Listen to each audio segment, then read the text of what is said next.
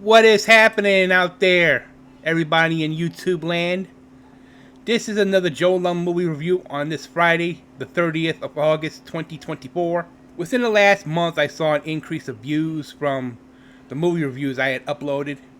Revenge and No Way Out, starring Kevin Costner, are two of the top viewed videos since I started the movie review nearly a year ago. And within the last few weeks, not many have watched my two previous movie reviews, The Bodyguard and the Transformers animated movie. Hopefully when you're done watching this review, you can check out past movie reviews, as the playlist is in the description box. The topic of this week's movie review happens to be An American Werewolf in London, a 1981 comedy horror film written and directed by John Landis. It is an international co-production of the United Kingdom and the United States. The film stars David Naughton, Jenny Agutter, Griffin Dunne, and John Woodbine. The title is a cross between An American in Paris and Werewolf of London. The film's plot follows two American backpackers, David and Jack, who are attacked by a werewolf while traveling in England, causing David to become a werewolf under the next full moon. John Landis wrote the first draft of the screenplay for the film back in 1969 and shelved it for over a decade. Prospective financiers believed that Landis' script was too frightening to be a comedy film and too humorous to be a horror film. But after achieving success in Hollywood with comedies such as the Kentucky Fried Movie and National Lampoon's Animal House and the Blues Brothers, Landis was able to secure financing from Polygram Pictures to produce An American Werewolf in London. Let's get to the development of how this picture became a reality. John Landis came up with the story while he worked in Yugoslavia as a production assistant on the film Kelly's Heroes in 1970. According to Landis, he and a Yugoslav member of the crew were driving in the back of a car on location when they came across a group of Romani people. The Romani people appeared to be performing rituals on a man being buried so that he would not rise from the grave. Wrote the first draft of An American Werewolf in London back in 1969 and shelved it for over a decade. 2 years later, Landis wrote and directed and starred in his debut film Schlock, which developed a cult following. Landis developed box office status in Hollywood through successful comedies such as the Kentucky Fried Movie, Animal House, and the Blues Brothers, before securing $10 million in financing from Polygram Pictures for his werewolf film. Financiers believed that Landis' script was too frightening to be a comedy and too funny to be a horror film. Universal Studio execs were pressuring the director to cast Dan Aykroyd and John Belushi as David Kessler and Jack Goodman, but Landis went with unknown actors instead. Filming took place between February and March of 1981 because John Landis wanted the film to take place during poor weather. The moors were filmed around the Black Mountains in Wales, and East Proctor is, in reality, the tiny village of Crickadarn, about 6 miles, 9.7 kilometers southeast of Bilth Wells, off of the A470. The Angel of Death statue was a prop added for the film, but the red foam box is real, though the Welsh road signs were covered by a fake tree. The pub, known in the film as Slaughtered Lamb, was actually a cottage located in Crickadarn, and the interior scenes were filmed in the Black Swan Old Lane, Martyrs Green in Surrey. An American Werewolf in London was the first film allowed to shoot in Piccadilly Circus in 15 years. Landis accomplished this by inviting 300 members of the Greater London's Metropolitan Police Service to a screening of his new film, The Blues Brothers. The police were so impressed by his work they granted the production a 2-night filming permit between the hours of 1 and 4 a.m. Traffic was stopped only 3 times for 2-minute increments to film the automobile stunts involving the double-decker bus. Other filming locations include Putney General Hospital, Chiswick Maternity Hospital, Redcliffe Square in Earl's Court, the area around Tower Bridge, South Kensington Underground Station, Tottenham Court Road Underground Station, the London Zoo, Putney High Street, Belgravia, Hampstead, and Southwark. Filming also took place at Twickenham Film Studios in Richmond upon Thames. Well, let's get to the plot of the movie. David Kessler and Jack Goodman, two American grad students from New York City, are trekking across the moors in Yorkshire. But as night falls, they stop at a local pub called the Slaughtered Lamb. Jack notices a five-pointed star on the pub's wall. When he asks about it, the pub growers grow hostile, and he and David leave. The pub growers warn the pair to keep to the road, stay clear of the moors, and beware the full moon. David and Jack wander off the road onto the moors, where a vicious creature attacks them. Jack is killed and David is seriously injured.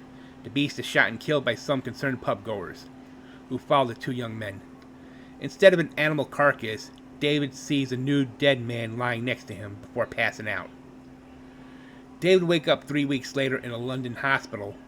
Inspector Villiers interviews David and informs him that the locals reported that an escaped lunatic attacked him and Jack.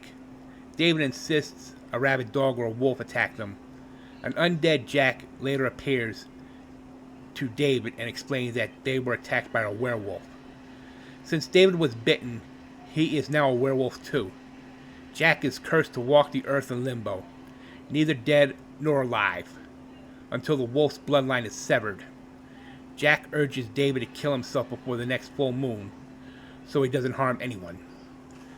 Dr. Hirsch visits the Slaughtered Lamb to investigate, suspecting that David might have been influenced by local superstitions.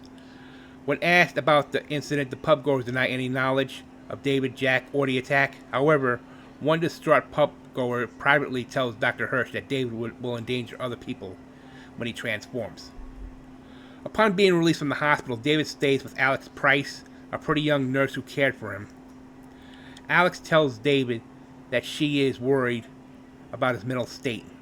Jack, now even more decayed, appears to warn David that he will become a werewolf the next night, and again advises that he kill himself to avoid killing innocent people. David refuses to believe him, but when the full moon rises, David transforms into a werewolf. He prowls the streets and the London Underground, killing 6 people. He wakes up the next morning naked on the floor of a wolf enclosure at the London Zoo, with no recollection of what happened, and returns to Alex's flat. After learning of the previous night's murders and realizing that he is responsible, David unsuccessfully attempts to get himself arrested at Trafalgar Square. He calls his family to say he loves them, then loses the courage to slit his wrist with a pocket knife. David sees Jack, whose skeleton is now showing outside an adult movie theater. Inside, Jack introduces David to his previous night's victims, some of whom are furious with David and suggest that different suicide methods to free them from their undead state. David transforms into a werewolf inside the cinema. He decapitates Inspector Villiers and wreaks havoc in the streets, killing several motorists and bystanders. The police surround and trap David in an alleyway. Alex arrives, runs down the alley, tries calming David by saying she loves him, although David's consciousness briefly appears to recognize Alex. He lunges forward and is shot dead by the police, reverting him back to human form. That's the end of the movie. An American Werewolf in London was released on August 21st, 1981, and grossed $30 million at the box office in the US and $62 million worldwide, against a budget of under $6 million to make.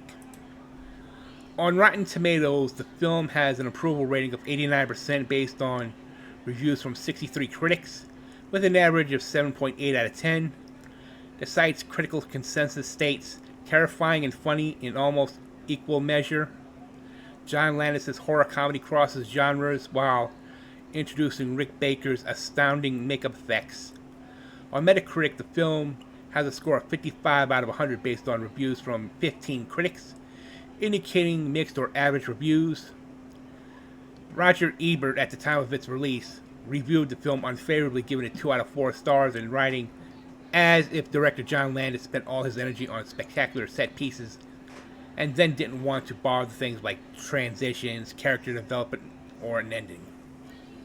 Anyway, Kim Newton of Empire magazine gave the film a rating of 4 out of 5 stars, writing that carnivorous lunar activities rarely come any more entertaining than this.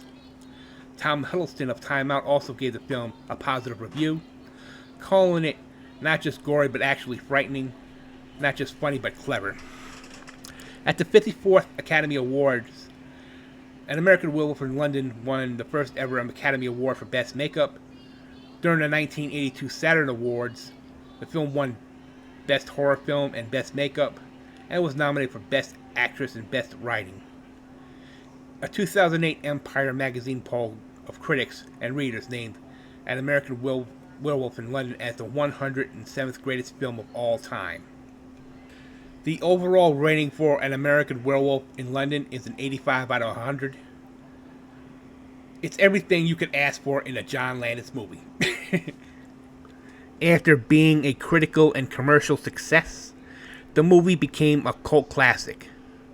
Why, there was a sequel made called An American Werewolf in Paris, released in 1997 from Hollywood Pictures, and that film was poorly received by the critics and was a box office flop. Around the same time in 1981, this happened to be the year of the werewolf movies.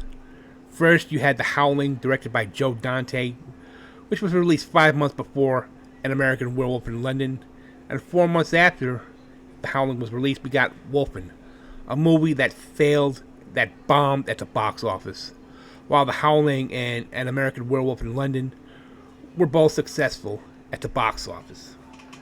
This has been Joe Lum's movie review for this Friday. No.